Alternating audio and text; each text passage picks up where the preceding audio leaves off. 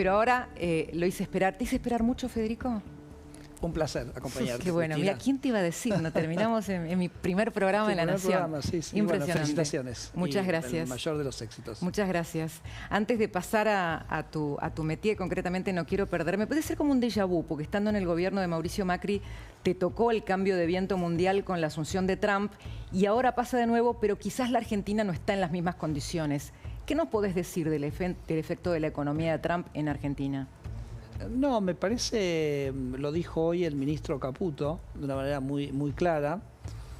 Argentina ha tenido inestabilidad por sus propios problemas. La verdad que si uno tuviera que poner una balanza, los problemas de Argentina, cuánto dependen de lo propio y cuánto dependen de lo externo, yo te diría, no sé, 99% de lo propio, porque hicimos las cosas tan mal durante tanto tiempo que el mundo podía estar volando y Argentina le iba a ir mal. De hecho, desde los años 90 acá, el mundo bajó la pobreza de 40% de la población a 10% de la población.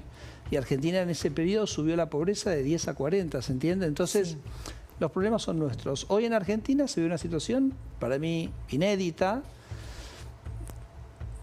que creo que es muy alentadora, que es que hoy tenemos una situación fiscal ordenada. Argentina tiene un superávit fiscal que el presidente Javier Milei logró el primer mes de gestión. Claro, y para vos ese es el antídoto que tenemos ante las crisis. Un antídoto que nos hace, porque de repente estamos nosotros, vos pensás que si vos sos un país que está en deuda, que gasta más de lo que recauda, donde el gobierno está permanentemente tratando de ver cómo renovar su deuda, que tiene que colocar más deuda, eso lo pone al país en una situación de vulnerabilidad obvia.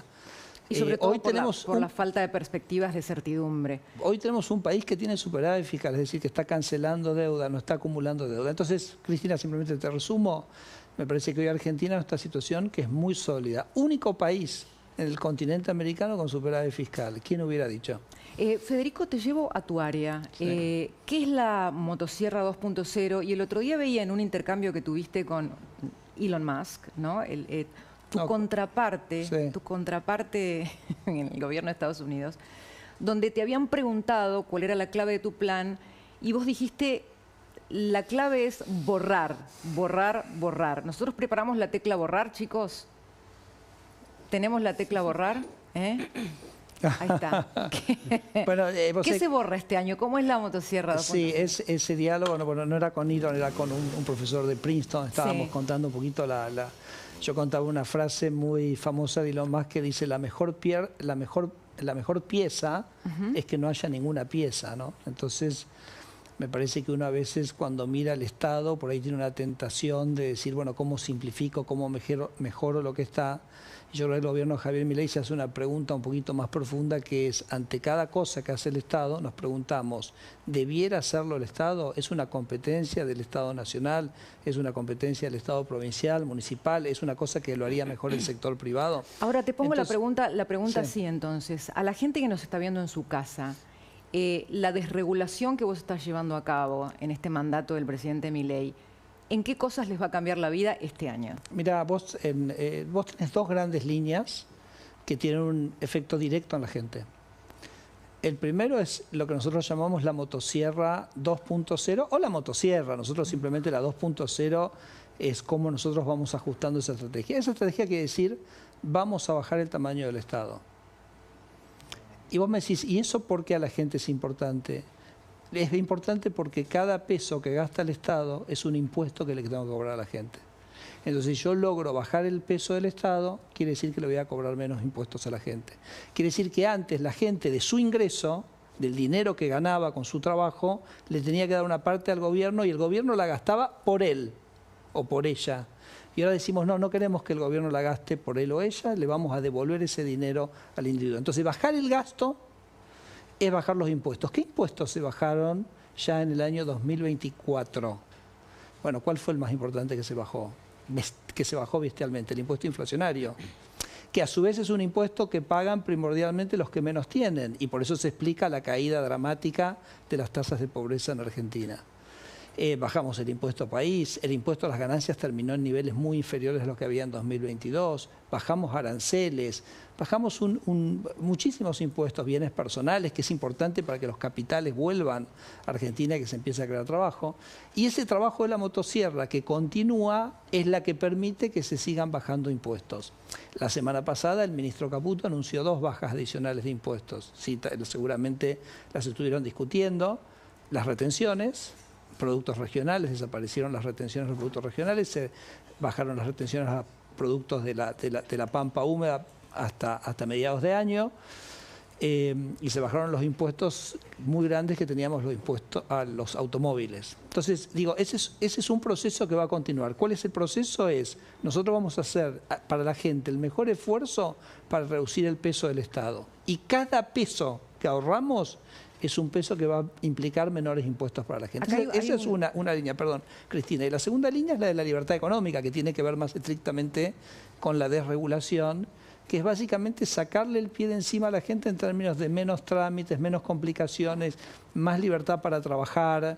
Y me parece que eso también lo vamos a ver en crecimiento económico, lo vamos a ver en más y mejores empleos. Y bueno, esas son las 2 líneas centrales que trabajamos en lo económico. Hay un paralelismo que me parece que está implícito en tu discurso, en lo que vos vas tuiteando, que es que regulaciones son igual a privilegios para algunos sectores que disfrutaban de un mercado cautivo. Pero ahora déjame que ponga el dedo en la llaga. Dale. Porque sigue el régimen de Tierra del Fuego, que cuesta un montón de plata. Creo que en un artículo tuyo leí que 519.000 millones de dólares, y eso sigue ahí.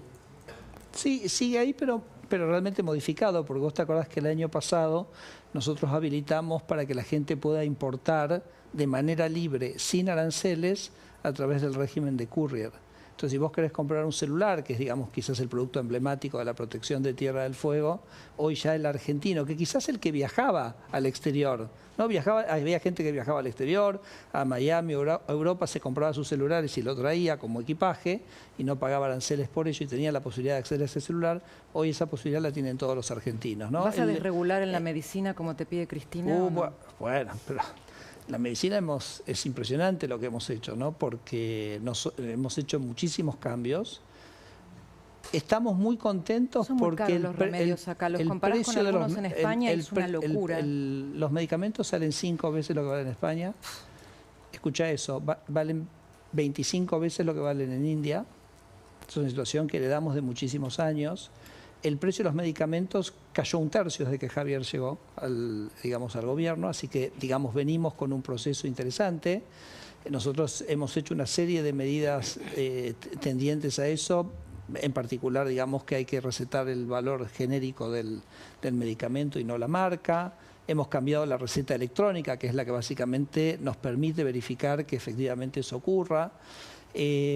Hoy, por ejemplo, hace unos meses ya la venta de medicamentos online es una realidad en Ciudad de Buenos Aires, porque en la provincia de Buenos Aires lo tienen prohibido, ¿no? Y entonces eso es lo que básicamente genera más transparencia en los precios y permite que los precios bajen. Hemos sacado medicamentos que estaban atrás del mostrador, lo hemos traído a la góndola, entonces también uno ve la diversidad de precios. Bueno, el resultado de eso es que el precio de los medicamentos, que coincido contigo, sigue siendo alto y que sobre lo cual vamos a seguir trabajando, pero incansablemente, viene en una trayectoria de descenso bastante sostenido. Federico, entiendo la desregulación, que era una mala palabra hasta hace no poco tiempo. Creo que Javier Milei ha sido muy exitoso en su trabajo de divulgador cuando era panelista y luego candidato, que fue un trabajo muy importante y que puso en valor la idea del orden fiscal, ¿no? Que era una mala palabra en la política argentina. Sí, correcto. ¿Cuál es tu visión de lo que se llama la batalla cultural y que en este momento está en el centro del debate, ¿no? Sí, no, yo creo que es absolutamente central, creo que es el punto número 1, creo que ahí es donde... El número 1. Sí, porque básicamente define el marco, ¿no? Define lo que es políticamente aceptable, o sea, hoy me comentaba Javier, o sea, el mensaje no hay plata, ¿no? Entonces que la gente lo entiende porque terminan siendo mensajes de sentido común, que un gobierno no puede, como una familia no puede sistemáticamente gastar más de lo que ingresa, o sea, es una familia o una empresa que básicamente gasta más de lo que le entran por las ventas que hace, inexorablemente va a ser una situación dificultosa. Entonces, pero el sentido común había sido tergiversado, quizás te lo puedo ilustrar con algo de hoy mismo, de una cosa que expliqué hoy a la mañana. Digo, para traer la realidad de lo que Inca? es lo del Inca. ¿Les dijiste estafadores? Porque también es cierto que a veces ese marco regulatorio era un marco regulatorio que se usaba para tener un beneficio, ¿no? Que también en algún punto también nos retrotrae un poco, digamos, a las críticas que nosotros podemos tener a la marcha del fin de semana. Pero fíjate en el Inca qué increíble esta historia. ¿Te gustó lo que dijo el presidente en Davos o te pareció confuso? A mí me parece que fue clarísimo lo que dijo el presidente, que es que nosotros como liberales somos absolutamente respetuosos de las decisiones individuales y privadas de las personas. Para nosotros el artículo 19 de la Constitución, que dice que los actos privados de las personas están fuera del alcance de las leyes, es casi como una verdad sagrada. El presidente creo que en esto fue absolutamente claro. Creo que lo que pasó el sábado fue simplemente una utilización política de algo que nosotros no habíamos dicho y que creo que el presidente fue clarísimo en su defensa de las libertades individuales. ¿Te acordás cuando fue la marcha de las universidades? Sí. Ahí también una marcha de las universidades. ¿Y por qué se marchaba? No se marchaba por la universidad no arancelada, porque el presidente había sido contundente que no iban a arancelar la universidad, como ha sido contundente acá, que él es un defensor de la libertad individual. Yo dije en aquel momento, ¿por qué se marcha? No, es la marcha por los contratos de la universidad pública, no es por la universidad pública, es por los contratos de la universidad pública. Entonces lo que nosotros pensamos es que muchas veces vos construís un relato, construís una historia, pero que en realidad eso es de alguna manera una justificación para crear Estado, crear privilegios, etc. Por eso yo tuiteé el sábado, dije, para cada caja un derecho. Creo que hay las dos cosas, Federico, que por un lado hay quienes hacen utilización política, pero por otro hay gente que genuinamente se sintió ofendida, porque el párrafo, al incluir entre uno de sus términos lingüísticamente analizado, un ejemplo con homosexuales y luego pedofilia, conectaba el párrafo las dos cosas. Claro, pero por eso me parece Entonces, que... por ahí hay gente que genuinamente se sintió, digamos, dolida u hostigada. Puede ser, pero lo que sí quiero decir es que el presidente fue contundente, porque cuando se generaron dudas respecto a lo que el presidente había dicho, el presidente saca un tuit donde clarifica con contundencia absoluta, así como clarificó en su momento. Yo no estoy discutiendo el no arancelamiento de las universidades. Dijo acá, yo no estoy discutiendo la libertad individual en la que creo y creemos todos nosotros profundamente. Lo dijo clarísimo. Entonces, el que no quiso escuchar la aclaración del presidente, el que no quiso escuchar que el no arancelamiento de las universidades no estaba en cuestión, el que no quiere escuchar que la libertad individual no está cuestionada por nosotros, todo lo contrario, es más, nos gusta la diversidad, nos gusta que la gente elija libremente como quiere elegir. Bueno, digo, por eso me parece que en algún sentido, se manifestaron políticamente, porque no estaba en cuestionamiento lo que supuestamente estaba en cuestionamiento. Y fíjate, si me permitís contarte lo del Inca, porque es una historia increíble que dimos a conocer hoy. El Inca, claro, durante el kirchnerismo empezó a crecer en militantes, ¿no? Más militantes, más militantes, más militantes. Bueno, hay que bancar todos estos militantes. ¿Dónde sale la plata? Entonces el Inca dice, bueno, donde más fácil puedo sacar la plata es de las salas cinematográficas, porque yo tengo potestad de cobrarle un impuesto a las salas cinematográficas, ¿ok? Entonces le puso un impuesto a las salas cinematográficas y le puso un impuesto que las películas que se representaban en muchos cines, que eran en general las películas más exitosas, le ponía un impuesto prácticamente, yo te diría, prohibitivo. Está explicado, hoy lo explicamos a la mañana. ¿Cuál fue el resultado de eso? Que se cerraron salas de cine. Que, por ejemplo, en 2024, de los 800 títulos que se estrenaron en la zona del AMBA, en Buenos Aires y alrededores, ¿sabes cuántos llegaron al interior?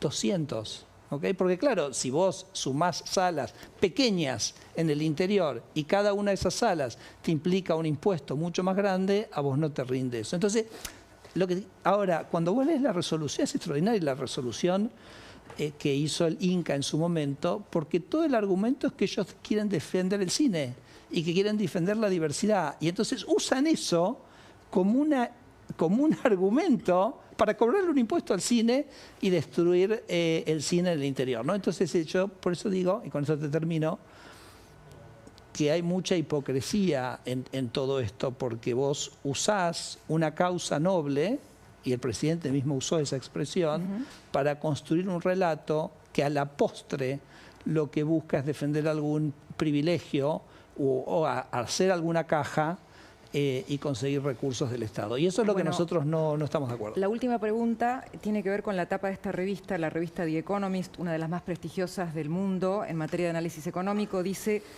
la revolución contra la regulación. Sí. Y cuando abrís en el artículo principal, dice: sigan el ejemplo de Milei, y habla de tu ministerio, de la planificación para hacer la desregulación. Y le dice a Estados Unidos y a Europa que sigan el ejemplo de Milei. Seguramente esto profesionalmente para vos, ¿la tenés en papel? No, regalámela, perfecto. Okay, gracias. ¿Quién más le pidió a Argentina guía para desregular? Estados Unidos es uno, y también Italia.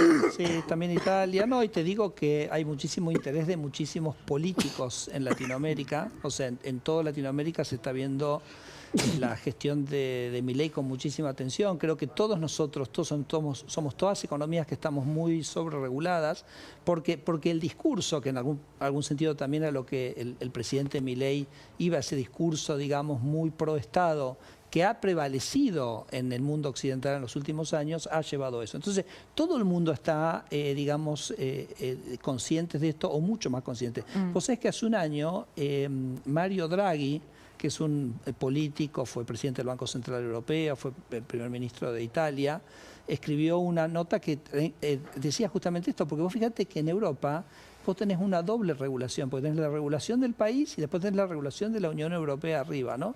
Estados Unidos, yo creo que Elon Musk era una persona que había sufrido mucho la sobreregulación en su actividad espacial, porque una actividad sumamente regulada, pero si vos vas a toda Latinoamérica es muy, por todos lados hay. Entonces hay muchos candidatos presidenciales en Latinoamérica que se están conectando para decir cómo se hizo, pero no solo la desregulación, porque esto es un tema interesante, no solo la desregulación. Cobren la consultoría, cobrenla en dólares. Sino el equilibrio fiscal. Y que entren al Banco Central. Cristina, el otro día me decía un posible candidato en Colombia, me decía, yo quiero ajustar, bueno, yo creo que puedo ajustar un punto del PBI el déficit fiscal. Tenés laburo después. Entonces, y yo le decía, pero ¿y por qué un punto? Si Javier Milei hizo 5 puntos en un año. Y entonces me dice, ¿cómo 5 puntos del año? No puede ser eso. Digo, sí, hizo 5 puntos. O sea, es un hecho que hizo 5 puntos. Entonces, creo que Javier está cambiando también el paradigma de lo que se considera posible y de lo que se considera no posible. Y muchas cosas que se pensaban que eran imposibles, ahora gracias a la gestión de Milei se consideran posibles. Y eso creo que ha llamado mucho la atención.